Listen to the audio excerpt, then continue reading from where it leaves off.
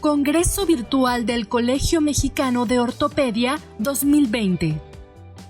Dr. Javier Masquijo, médico cirujano, Universidad Nacional de Córdoba, Córdoba, Argentina. Ortopedia y traumatología en Sanatorio Allende, Córdoba, Argentina. Ortopedia infantil en el Hospital Garrahan, Buenos Aires, Argentina, y en el Children's Hospital of Finster, Ontario, Canadá. Posna Slaughter Fellow. Actualmente ortopedista infantil del Departamento de Traumatología y Ortopedia Infantil, Sanatorio Allende, Córdoba, Argentina. Vicepresidente de la Sociedad Argentina de Ortopedia y Traumatología Infantil, SAOTI. El Dr. Masquijo hablará sobre inestabilidad patelofemoral en niños y adolescentes. Buenas tardes, yo soy el doctor Javier Masquijo, trabajo en el Departamento de Ortopedia y Traumatología Infantil del Sanatorio Allende, en Córdoba, Argentina, y les voy a hablar de inestabilidad patelofemoral en niños y adolescentes. La inestabilidad patelofemoral es una condición que es muy discapacitante en este grupo etario y que se encuentra producida por diversas anormalidades anatómicas, las cuales se presentan con un pico de incidencia entre los 10 y los 17 años, siendo mucho más frecuente en el sexo femenino. Y si bien en los últimos años hemos tenido un gran avance en cuanto a un mejor entendimiento de la anatomía, al desarrollo de nuevas técnicas quirúrgicas que nos permiten tener resultados más confiables, aún hoy en día esta es una patología que es muy desafiante. Entonces, lo primero que tenemos que saber es cómo se clasifica. Esto se clasifica en 4 tipos: una forma sindrómica, generalmente asociada a síndromes genéticos como Down o uña rótula; una forma obligatoria que se luxa cada vez que extendemos o flexionamos la rodilla y luego se reduce espontáneamente; una forma fija lateral que es irreductible; y una forma traumática, que es de la cual me voy a encargar hoy de hablar, que puede ser ya sea un primer episodio o una forma recurrente. La luxación aguda, generalmente las radiografías iniciales son útiles, pero muchas veces pueden pasar por alto la presencia de fragmentos osteocondrales. Por lo tanto, en un paciente que presente luxación de rótula y un derrame en el examen físico, es mandatorio realizar una resonancia magnética, la cual nos va a permitir descartar la presencia de una fractura osteocondral o un cuerpo libre, la cual se puede presentar entre el 5 y el 20% de los casos. En los casos en los cuales no tenemos una fractura osteocondral, el tratamiento por lo general es conservador, con inmovilización por un periodo corto de tiempo, reposo, hielo y luego rehabilitación para fortalecer los músculos alrededor de la rodilla. Estas indicaciones están hoy en día en evolución, ya que hay varios artículos que hablan de ser un poco más agresivos en el primer episodio de luxación. Han aparecido muchos trabajos que lo que buscan es predecir un poco cuál es el pronóstico de estos pacientes, si van a tener nuevos episodios o no. Esta es una forma que yo utilizo hoy en día en mi consultorio, que es el RIP Score, que está basado en un trabajo publicado el año pasado de la Mayo Clinic. Y este es un ejemplo de un paciente que vi hace algunos días. Es una paciente de 17 años con un primer episodio de lesión, de luxación. No tiene fracturas osteocondrales, esqueléticamente madura.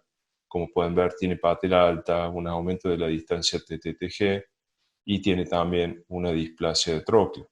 Entonces, en este paciente colocamos todos estos datos en esta aplicación y nos indica que este paciente tiene un alto riesgo de recidiva, aproximadamente un 80% en los próximos 10 años. Entonces, con esta información podemos hablar con el paciente y decidir cuál es el mejor tratamiento. En aquellos pacientes que tienen una fractura osteocondral, el tratamiento es quirúrgico, ya sea para retirar el fragmento o para reposicionarlo, dependiendo del tamaño y de la localización y de la viabilidad del mismo. Y también se puede asociar un procedimiento de estabilización, dependiendo de nuevo de los factores de riesgo del paciente.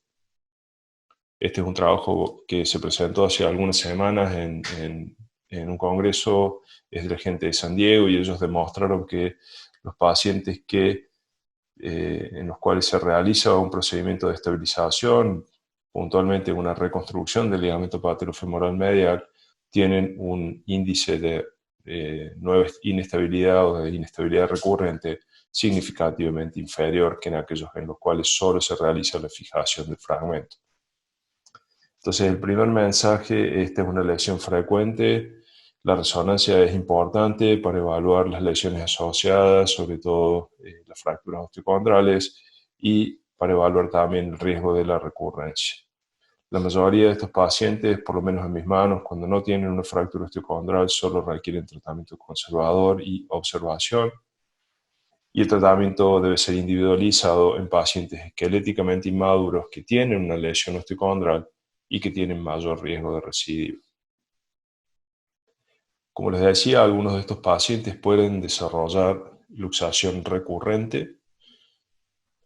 En estos pacientes que tienen múltiples episodios, el objetivo de esta charla va a ser describir cómo realizar un examen físico, qué imágenes debemos solicitar y cómo analizarlas, y mostrarles un poco cómo es el algoritmo terapéutico que nosotros utilizamos.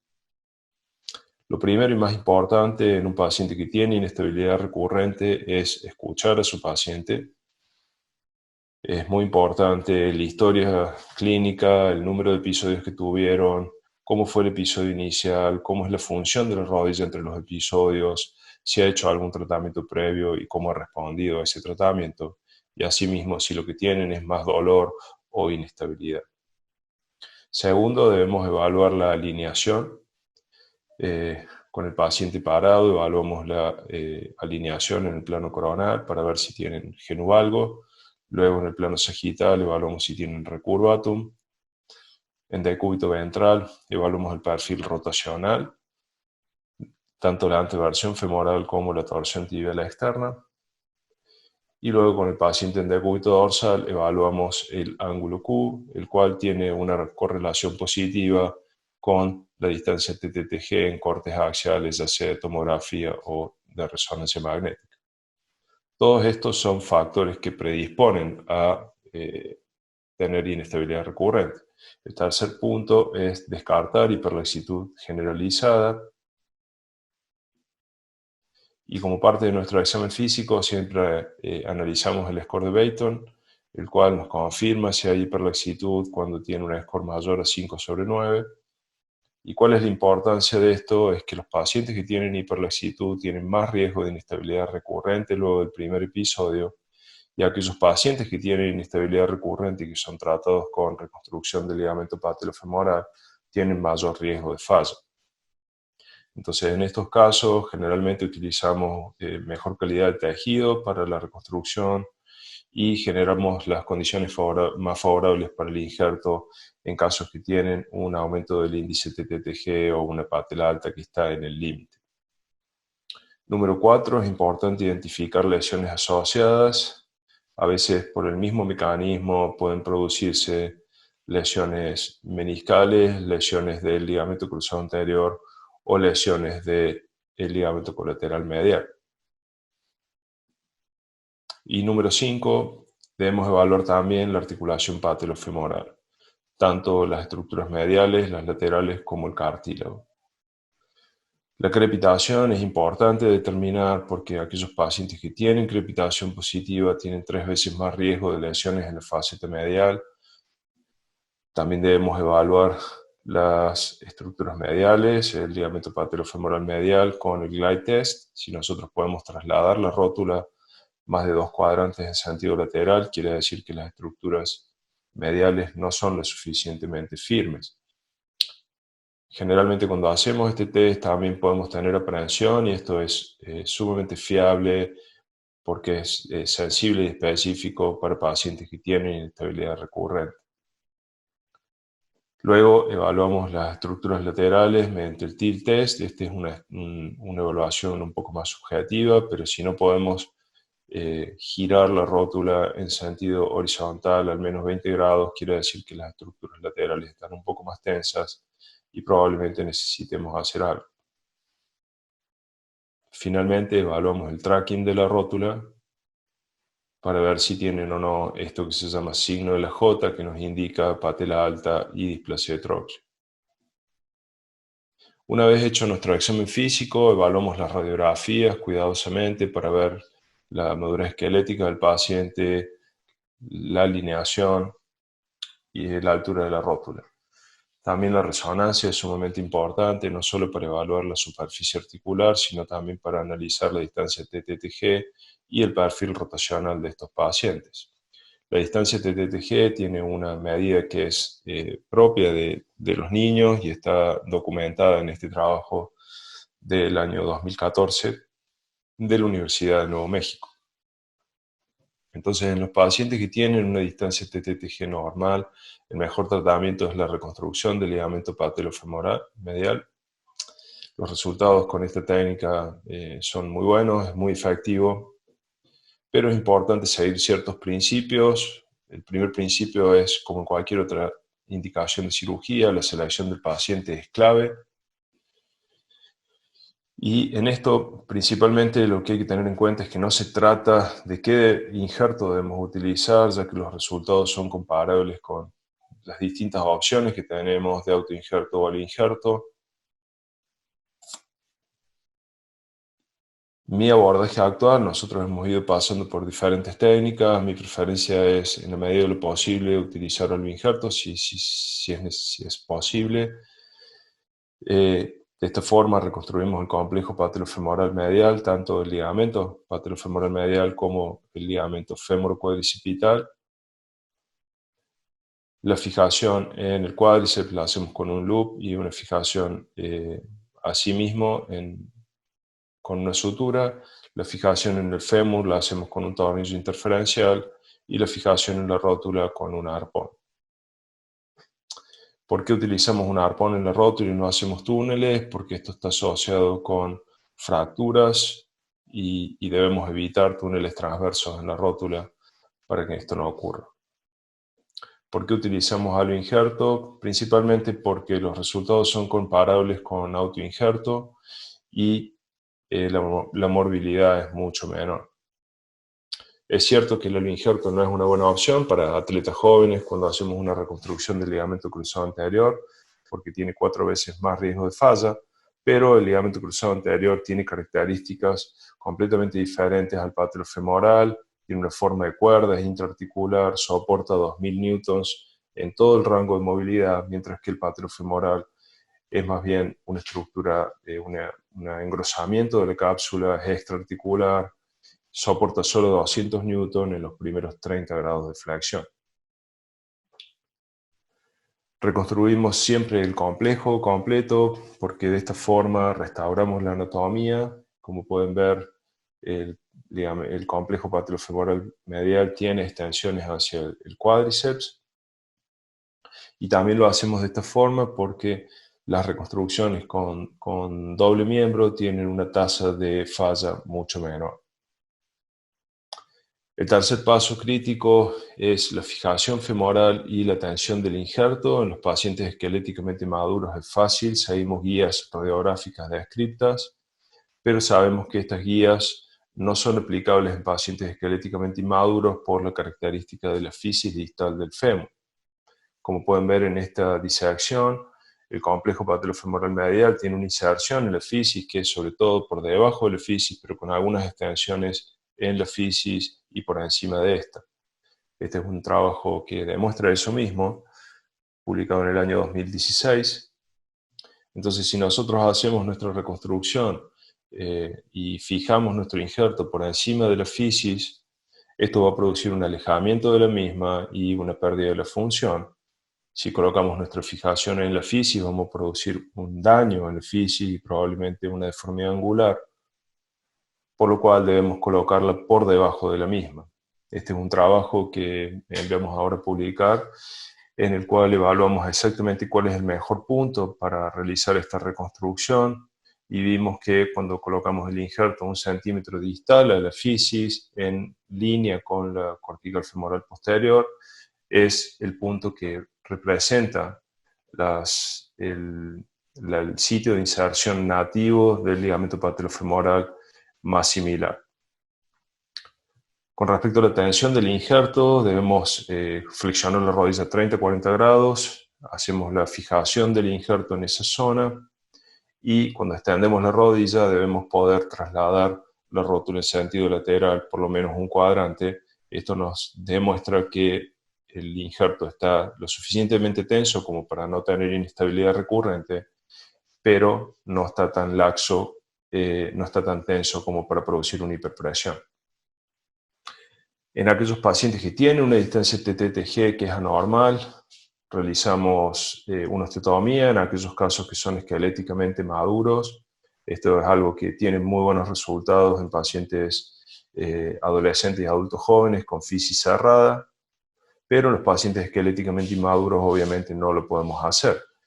Entonces, una de las opciones es esperar hasta la madurez esquelética. Esto, el problema es que el paciente sigue con inestabilidad, es incapacitante y va produciendo lesiones condrales que son irreversibles, por lo cual no es una opción.